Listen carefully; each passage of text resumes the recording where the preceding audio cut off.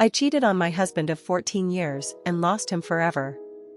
This is long, but it's something I needed to get off of my chest.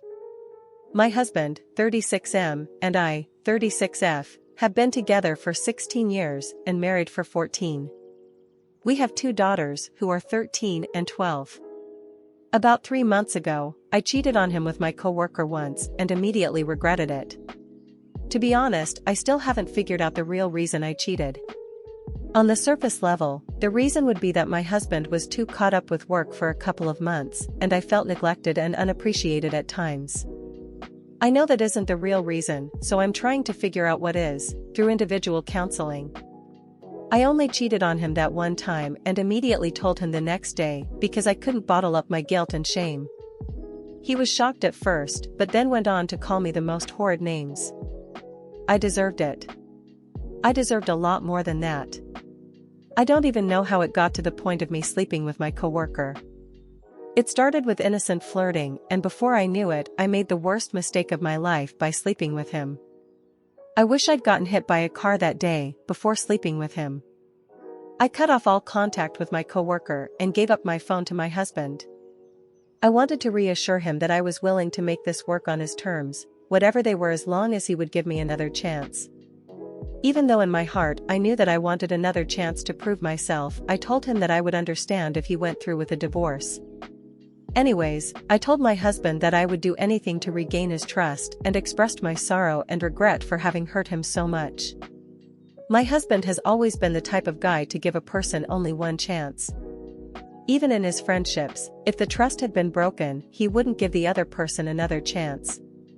He said that he wanted a divorce, but then the whole quarantine thing happened and he stayed in the house for about 2 months and didn't proceed with the divorce.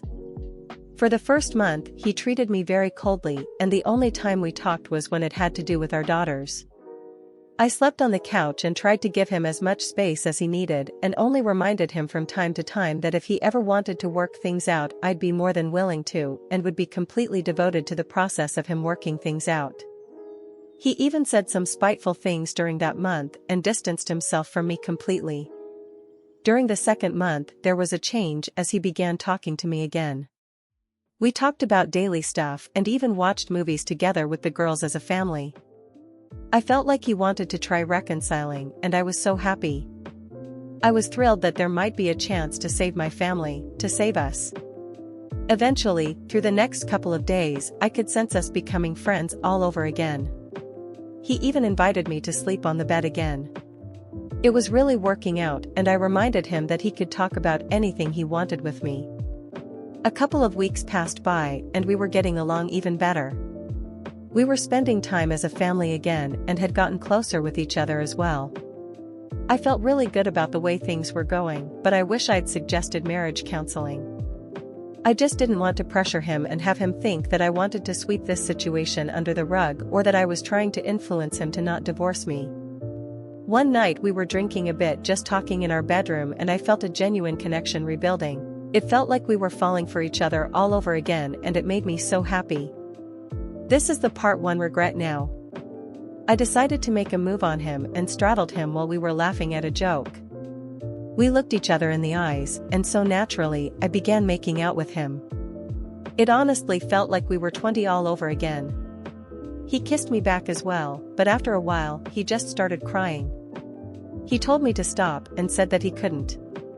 I felt so awful, because I felt like he wanted to, but didn't at the same time. It broke my heart to directly see just how badly my stupid decision had hurt him. I told him that I was sorry, and we went to sleep. The reason I say I regret doing this is because I feel like this moment pushed him away forever. 2 days later, he informed me that he wanted to go through with a divorce.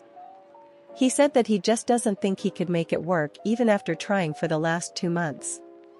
I wanted to fight with him about it, but I just told him that I understood.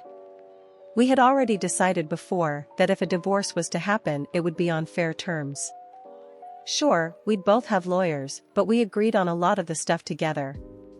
He wanted to take a 2-week trip, but would come back to pick up the girls after his trip.